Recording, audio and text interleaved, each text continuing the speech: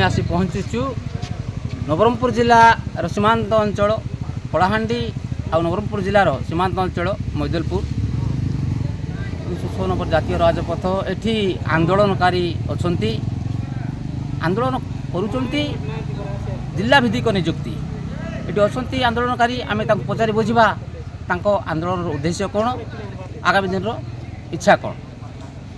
पचारि चाहिबी आपन परिचय। मोर ना मानसिंह गाँवटिया श्यामला पंचायत मोर घर।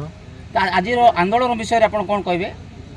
आमर आज जो आंदोलन आम रखु ये आम जिला भित्तिक जेहेतु आमर सरकार भी जानते आमर अभियुक्त कोरापुट जिला आमर जो अच्छी पछुआ अंचल बोली सरकार भी जानते जो रखी आमर शिक्षक नियुक्ति जेहेतु अलग जो अलग जिलार जो भाई मैंने आसिक पकई शिक्षा जो राज्य भित्तिक चलती आम सरकार को जनाऊँ जे आम पछुआ अंचल जेहेतु आमर अभियुक्त कोरापुट पछुआ अंचल शिक्षार प्रचार प्रसार टी कम अच्छी आमर पिला मानकु जिला भित्तिक नियुक्ति देले बढ़िया ही था बोला। तो वर्तमान आंदोलनरत से समिति सभ्य कहते नवरंगपुर जिला पिला नवरंगपुर चाकरी पाते किंतु बाहर जिला पिला को नियुक्ति दि जाऊ न जाऊ। आज जड़े सरपंच महाशासन पचारि बुझ आप परिचय।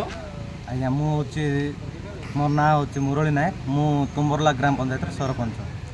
आज आमर रास्ता रोक कर मेन उद्देश्य है कहीं आमर राज्य भित्तिक जो नियुक्ति कराई कहीं आमर नवरंगपुर जिले में जदि पिला माने अछंती पछुआ वर्गर जो नवरंगपुर जिला जोटा कि आमर पिला मान जदि आमर माने आमर अंचल आमर जिले में जदि आम पिला मान जदि चाकरी पाइबे ताहेले आमर पिला मान को भल भाव में बुझाई पारबे, आमर लोकल भाषा रे भी तांके बुझाई पारबे, भल भाव में पाठ पढ़ाई पारबे बोली आमे एतकी आमे सरकार पाखरे दाबी करछु कि जाहेले भी आमर जिला भित्तिक नियुक्ति करबा पई बोली हम अनुरोध करछु दाबी करछु। धन्यवाद। आउ जने एठी अछंती तांको पचारि बुझवा आप नाम परिचय। मो ना हूँ पूर्णचंद्र विषय, मुझे भी जड़े बीडी स्टूडेंट, मुझे जूनियर टीचर आशायी प्राथमिक पकई बर्तमान मुझे पाइबार वंचित अच्छी।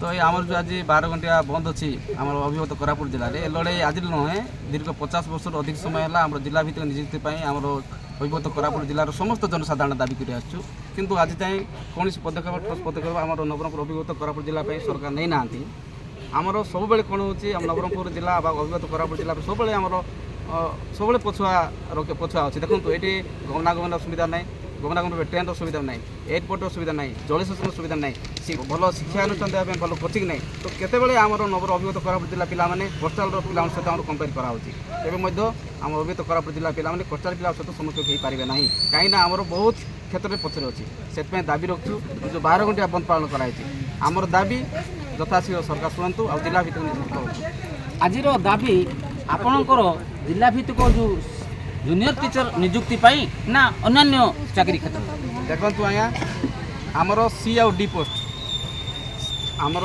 जिला भित्तिक नियुक्त जदि हेले आमर अभियुक्त कोरापुट जिले में जो छोटिया छोटिया चाकरी अच्छी आमर छोटिया छोटिया चाकरी आम तो आईएएस आउ ओएस चाकरी मांगुनी आम छोटिया छोटिया चाकरी मांगुଛୁ जदि आमर पिला भी छोट छोट पाठ पढ़ी आमर पिला मानकु पोस्टाल पिला सहित कंपेयर कराऊँगी केवे संभव हम ना आम पिला पोस्टाल पिला सहित कंपेयर हे ना से आम दाबी करूँ छोटिया छोटिया चाकरी आमको दिंतु जिला भित्तिक करूँ तेज जाए आम छोट छोट पिला गाँ गाँव पाइपर और आर्थिक स्थिति सुदृढ़ हो पारे। आप चिंता कर सरकार आप कथा मानने निश्चित मानवे देखु आम हूँ कोरापुटिया पिला आम अहिंसा नीति भी जाचु आउ नक्सलवाद नीति भी जाचु जदि आम दाबी जब पूर्ण हुए ताल नक्सलवाद नीति आवण ये प्रश्न उठुची जिला भित्तिक नियुक्ति तेणु आंदोलन चलती बर्तमान नवरंगपुर जिले में आंदोलनरत किसी युवक अच्छा से शिक्षा लाभ करी जदि नियुक्ति पाइबे नहीं ताहेले नक्सलवाद होगा बाध्य तांकर मतामत। ये आज जन अच्छा पचारि बुझा आज आंदोलन विषय आप परिचय। हाँ मु मैदलपुर गाँव पंचायत सरपंच। आज आंदोलन विषय आप कौन कहे?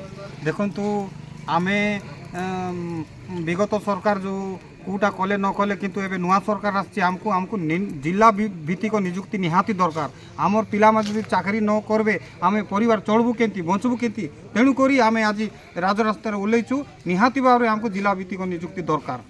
তো বর্তমান সরকার যদি আপনার কথা ন শুনি ধ্যান ন দে তারপরে পরবর্তী পর্যায়ে আপনার কোণ আছে? দেখন্তু যদি সরকার ন শুনতি তো আগুক আন্দোলন তীব্রতর করবু দরকার পড়লে রাজরাস্তায় সব পরিবার আসিকরি রাজরাস্তায় ওহ্লাইবু। ধন্যবাদ।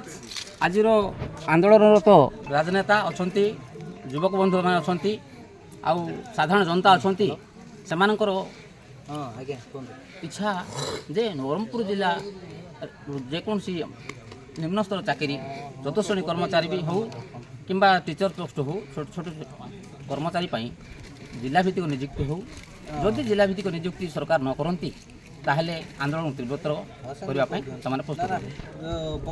ନବରଙ୍ଗପୁର ଜିଲ୍ଲା ପାପଡ଼ାହାଣ୍ଡି ବ୍ଲକ ପ୍ରତିନିଧି ସୁଶାନ୍ତ ସାହୁଙ୍କ ରିପୋର୍ଟ ବିଶ୍ୱବାଣୀ ଲାଇଭ୍।